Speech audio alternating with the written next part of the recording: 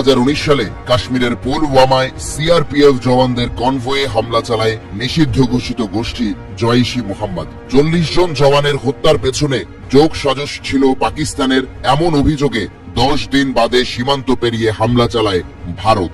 বালাকোটে গুড়িয়ে দেয়া হয় জইশ-ই-মুহাম্মদের ঘাঁটি।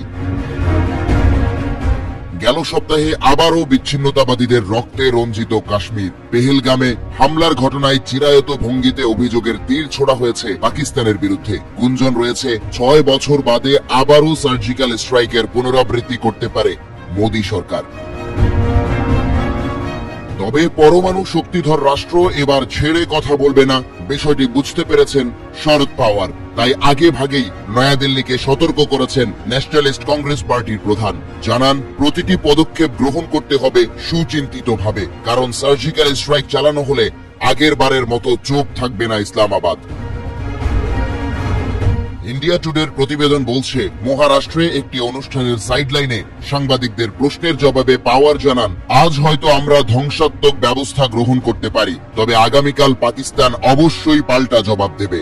এমন ঘটনার পর পাকিস্তান চুপ করে বসে থাকবে, এই বিষয়টি বিশ্বাসযোগ্য নয়।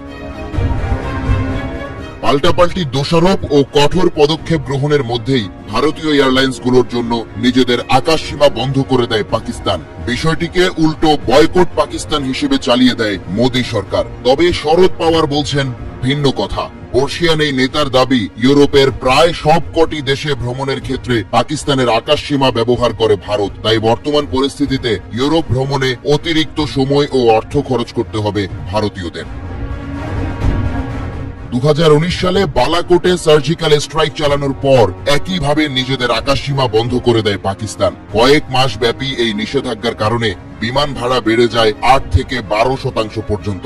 অন্যদিকে ইন্টারন্যাশনাল রুটে যাত্রায় ব্যয় হয় 2.5 ঘন্টা অতিরিক্ত সময়। ইন্ডিয়া টুডের তথ্য বলছে, অতিরিক্ত জ্বালানি ব্যবহারের কারণে সে সময় ভারতীয় এয়ারলাইন্সগুলোর আর্থিক ক্ষতির পরিমাণ ছিল কম পক্ষে $700 কোটি।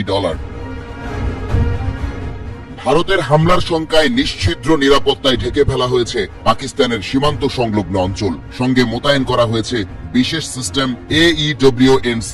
সাব এরিয়ায় airborne early warning and control নামক রাডার সিস্টেমটি ভারতীয় সামরিক বাহিনীর মুভমেন্ট ট্র্যাক করতে সক্ষম। এছাড়াও সরবরাহ করবে রিয়েল টাইম সার্ভিল্যান্স ডেটা। বিশেষ এই সিস্টেমটি ব্যবহারের মাধ্যমে কোনো এয়ারক্রাফট কিংবা মিসাইল সীমান্ত পাড়ি দেওয়ার সময় সংকেত পৌঁছাবে ইসলামাবাদে। ফলে শত্রুপক্ষের যে কোনো পদক্ষেপের বিষয়ে আগে থেকে সতর্ক থাকতে পারবে পাক সামরিক বাহিনী।